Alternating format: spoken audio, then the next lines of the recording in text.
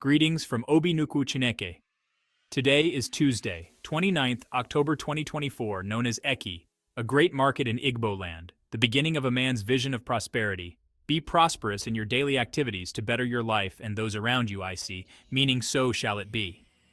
You are highly blessed and empowered to prosper in your good doing for the betterment of humanity via the existence of the wind, water, and sand, which our Creator Chukwu Okike Abiyama uses to sustain all humans to live and obtain his uncountable wisdom of creativity, to beautify the earth and make it a conducive environment for humans' dwellings, and observes inner peace that brings harmony, joy, and laughters.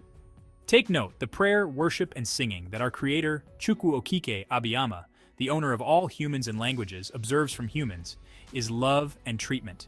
The kindness that you extend to your fellow human, that he gives the privilege to observe his creation, is what he is looking for in every human to show true love to one another. From Obi-Nuku Chineke, the blessings of the universe. From Onye Ndu, Ikuku Achinike, the messenger of the truth afterlife.